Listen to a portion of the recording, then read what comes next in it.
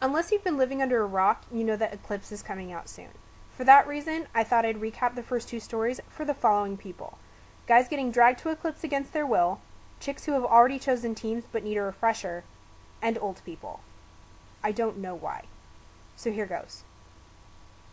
Teenager Bella Swan moves to Forks, Washington to live with her dad, where she meets her brutally hot topaz-eyed lab partner, Edward Cullen, a vampire. At first, he pretends not to like her, but then Bella almost gets hit by a van, and he saves her. And she gets accosted by drunken scads, and he saves her. And in the book, she faints at the sight of blood, and he saves her.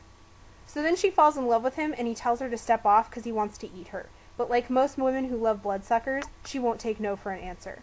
I love you. No. I want you. You're my own personal brand of heroin. Then Edward takes Bella to play vampire baseball, but these three other not nice vampires, James, Victoria, and Laurent, show up. One of these fools wants Bella for a snack, and even though they all run away, the hungry dude corners Bella and sucks her blood.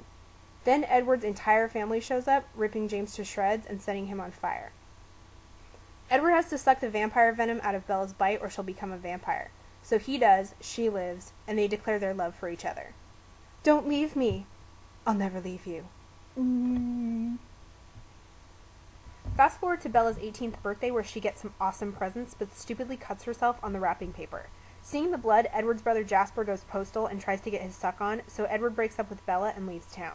Then Bella falls asleep in the forest because she's all emo about it. Eventually, Bella realizes that any time she does something stupid, she sees a premonition of Edward telling her not to be such an idiot. So she does more stupid stuff, like going to skanky biker bars and jumping off cliffs. She even incites the help of Native American Jacob Black to fix up a rusty motorcycle she doesn't even know how to drive. Now she kind of starts falling for Jacob, but not really, and then discovers Jacob is a wolf man. Not a werewolf, mind you, but a wolf man, the sworn enemy of the Cullens. Actually, he's an animagus. Thanks, Harry Potter. Anyway, just as Jacob starts to get really hot, Edward's sister Alice shows up. Oh my god, Bella, I told Edward I had a premonition you died jumping off a cliff and now he's going to commit suicide by exposing himself in public. Huh? Okay, let's back up a bit. Over in Italy, there's a clan of vampires called the Volturi who live in castles and make all the vampire rules. Actually, there are only two rules. The first rule is you don't talk about Vampire Club. The second rule is you don't talk about Vampire Club.